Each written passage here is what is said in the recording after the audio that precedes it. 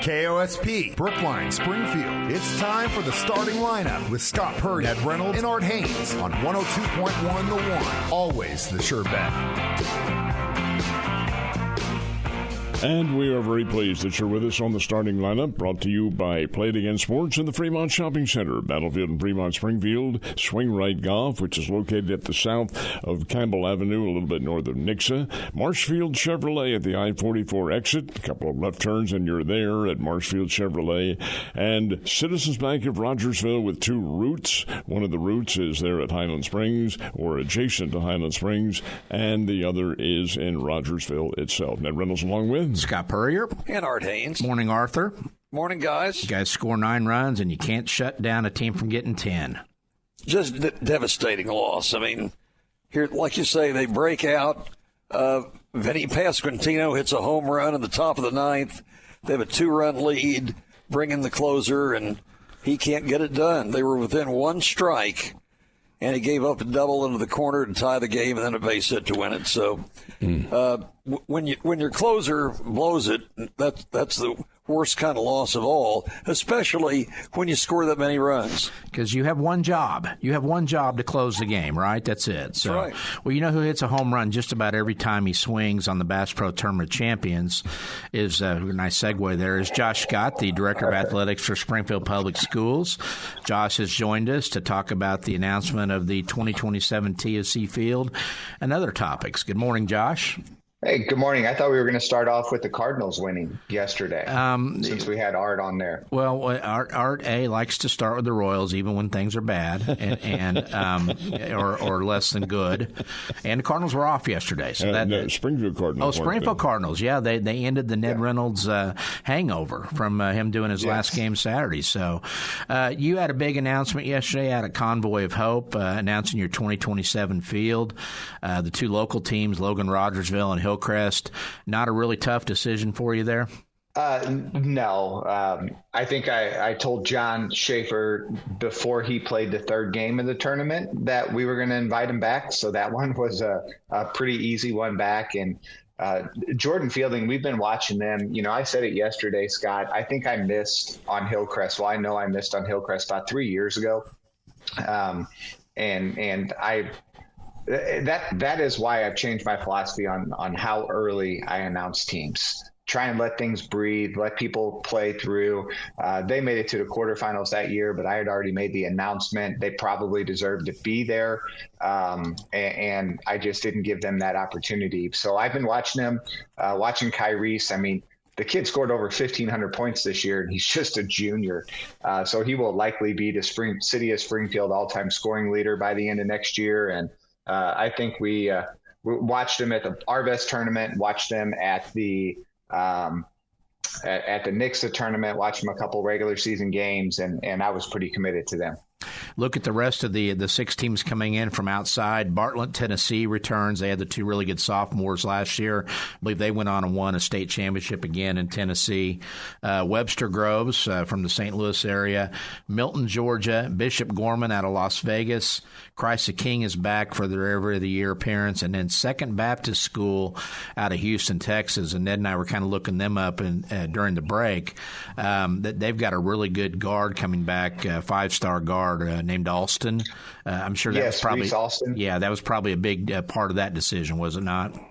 Yeah, absolutely. And his dad actually played in the NBA for some time. So we're really thrilled with the team. I think this year's field, we have about 4 or 5 end of this season All-Americans coming back from the junior class. We have players of the year. We're just really excited with this field. Josh, you bring in Christ the King. Is it every other year? Is that the protocol you're using with them? It is every other year. Yes, sir. Now, this is, correct me if I'm wrong, but I thought you were trying to get and I call them basketball academies, but the basketball-oriented private schools in here, and I thought it was every other year for that, too. Obviously, that's not the case. There's not really a rule on that. That's what it's fallen into lately with just every other year of high school teams and then every other year bringing in some academies. We really looked hard at it this year, and it just didn't it just didn't fit what I had in my mind for this year. And this year with the teams, I'm really, really pleased with the balanced field coming in. And I think we are set up to have 12 amazing games throughout the 3 days. Excellent. Art. And Josh, good for you on that. I think this will be a great tournament in that format. Let's switch just a minute about the reconstitution of the Ozark Conference, with 4 schools announcing that they're going to try to do that. So is there any possibility of Springfield schools getting involved in that? Yeah, I'm not really sure yet, Art. It's probably a little too early. So that's not really anything that I came prepared to visit about this morning. I'm sorry. That's down the road, the discussions with that? Possibilities, yeah. Okay. Talking about the teams that are coming in, Bishop Gorman, tell us about some of these and why they're coming to the TSC. So Bishop Gorman, we actually had coming back to the event the year COVID canceled out our tournament. I was really frustrated with that one. They were on a tear. I think at that point they had won 11 state championships in a row and were about ready to break the national record for most consecutive state championships. And we had to cancel that out. And then we had them coming back the next year. And that's when the Richardson's brothers transferred down to Columbus to play with the Boozers for that super team down in Florida. So we've just been looking, and I told Grant Rice, let me know when you feel like you have a team to come back, because we don't get a lot of teams from Southwest Missouri or Southwest United States, and you don't get a lot of teams with 24-time Nevada state champions or state champions. They were a semifinalist. You look at your record. You look at their record and it doesn't look great, but that's because they're not ducking anyone. They're playing anyone and everyone they can play. And it's really exciting that we're going to have the opportunity to bring somebody from, the far Southwest of the United States and then all the way up to New York. So it's really a nice balance of teams that don't play each other. Josh, the Bishop Gorman team is one of the nationally renowned schools. Obviously, they're playing in the Nevada State Championships. In the state championships, should the private and public schools in Nevada play together, or are they separate? They have like a larger super class that plays separate. So like that Millennium Prep that we had here, or Millennium Academy we had a couple of years ago, they were in the upper division, and that's generally where Bishop Gorman has been. Art? So, Josh, I know our fans have enjoyed the relationship with Christ the King over the last 40 years, but are they what they once were? I think they're on the rebound and coming back. That's a great question, Art. When I came in, when I got this job and took over 8 years ago, there was some real question on who they were and who they were becoming. At that point, they were really losing kids instead of getting kids coming back. I'm not sure if you remember the Johnny Magna kid that's coming back. Man, he is a fun point guard. Point forward to watch. It's just the basketball that he pushes out there is so much fun. And Coach Arvatello has really solidified kids coming and staying. And I don't know if you remember, but the last time they were here, they really pushed Link to the brinks. I think they had an opportunity. They picked the ball up at half court that could have made it a one possession game, and it just kind of it turned into a drop kick instead of a breakaway layup or dunk, and that really changed the game. But they're playing some good basketball right now. Josh Bartlett came in, and they had their 3 best players were a junior and 2 sophomores. They went on and finished 35-4 and won a Tennessee State title. Dylan Jones, the junior, was actually named the most valuable player of that state tournament. Were they one of those 2 that did you tell them when they were here back in January we want you back, or did you were they on your list? No, they were one. Dion Reel, I've really kind of, after the Mike Bibby incident several years ago, I've really tried to look at bringing in teams where head coaches want to be here. Mm-hmm.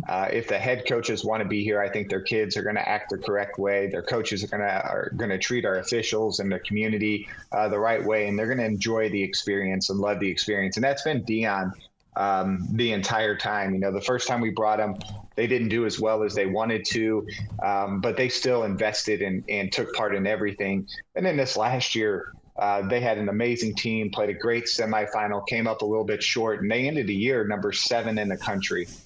So I really expected them to be back and put on a great show for our fans. Josh, when Christ the King was first invited to this tournament by Dr. Matthews, he also included St. Raymond's from New York. Is that program still in existence? And if so, are they on the schedule? They're in existence. They're just not playing the national schedule that we look for. Arthur?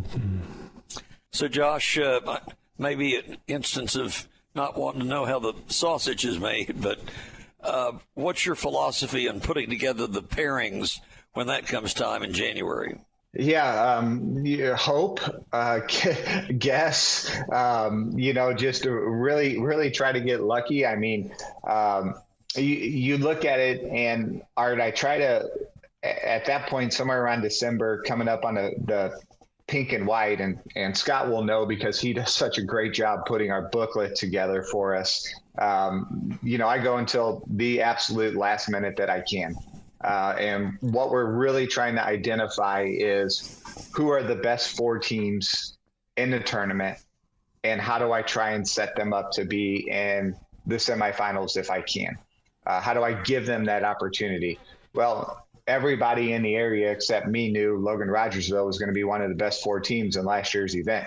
And, what did I do? I gave them the number 1 team in the country the first game, and the second game was a team that had been number 1 in the country, who they turned around and beat. So that's the goal. That's the idea. Sometimes they put me in a situation because they play each other down in Florida at the City of Palms, where I don't want to bring national teams into Springfield and have them play somebody they've already played. So if you looked at last year's bracket, all of those teams had played each other throughout the year at different spots. So there would be no repeat games for any of the teams in our bracket unless they made it unless it was a 3rd round matchup. And so that's what I try to promise for them. Josh, we talk about how hard it is now for college coaches with the transfer portal and NIL and everything going on there. This has been a situation for the high schools, especially at the high level kids now for a while. The shoe companies are involved, and this kid may move to that school that's an Adidas school or a Nike school and all that. I know you build in safeguards with all your teams that if they lose a marquee guy or 2 like that, you can make a change. Are you getting away from the 1-star player for the most part to just kind of guard against that a little bit, or are you looking for teams with multiple stars so you still got a good chance of having the same team that you signed up in the spring be here in the winter? Kind of talk about that process and how challenging it is for you now, making sure you get a school that has a kid that's going to be there when they come in the next year. Yeah, so I think that's all about taking my time and letting it breathe a little bit and just trying to get to know and visit with the coaches. One of the things that I found is if the coach seems like someone that cares about building relationships and he talks about his kids as people over his kids just as basketball coaches, those kids tend to stay.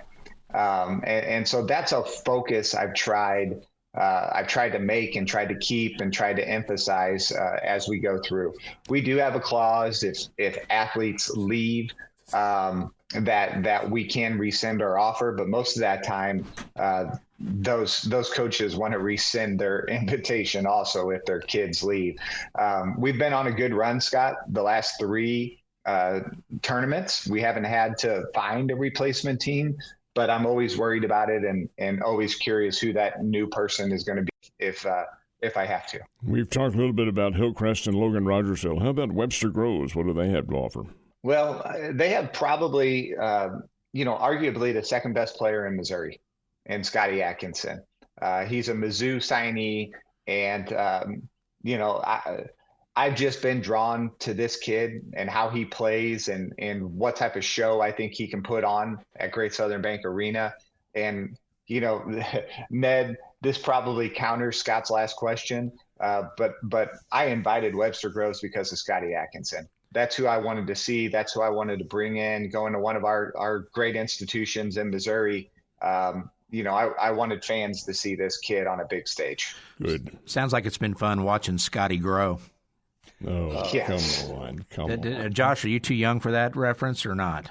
Probably. A little bit, probably. Oh, okay. Ned and Art got it there, apparently. Well, Josh, before we let you go, I wanted to ask you about any vacancies you got to fill now. I know you got one because we've got Jordan Epps coming on with us here in about 15 minutes to talk about leaving Central to go to Catholic. If you would talk about the job he did for you guys there, and then what else you got open that you need to fill this spring? Yeah, Jordan stepped in. Brandon Kimbrew, we hired him, 5 years ago, maybe 6 years ago when he was looking for a change, get out of college coaching. We brought him over to Central, and he really turned that program around. I think we went from 4 wins to 8 wins to I hated it that he left when he did because we were primed and ready to go to the Final Four 1, if not 2 years in a row. And Jordan was able to step in and just keep our forward movement, keep our forward trajectory, and really did a nice job with that. And, as a young kid, area kid, has only known success his entire life. So I expect big things from him over at Catholic. So we are trying to fill that position. Have some very interested and very quality candidates that have applied for that. So we're excited there. We have a swim position open over at Kickapoo and a women's basketball position open over at Parkview. So, those are the openings that we are focusing on right now. Pretty happy with our head coaches around the city. And traditionally and normally, we don't have a lot of head coaching movement. We were able to fill our Glendale coaching position for swim. We replaced one Boyce with another Boyce. So talk about a pretty special moment. Steve Boyce is retiring after a wonderful 30-year career. And we were able to hire Jordan Boyce, his daughter, who grew up in the pools of Glendale and is now going to take over the helm there. So not a lot of openings, but some important ones. Josh, if a tennis job ever opens in Springfield, would you consider Ned for that position? I would consider Ned. I just wonder if we'd ever get out of the pre-practice conversation to get on the court. That might be the only thing the issue we might have. No, Josh, the equipment issue too, because there'd be a lot of broken rackets around. And Ned's had equipment issues for a while now, Josh, so he's pretty much used to it. So, all right. Hey, Josh, we appreciate it. Congratulations on another great field, and we'll talk soon. Thank you. Appreciate you guys. Take care. Thank you. Springfield Public Schools Athletic Director Josh Scott visiting with us timeout on the starting lineup, and we'll be right back. You're listening to the starting lineup with Scott Purrier, Ned Reynolds, and Art Haynes on 102.1 The One.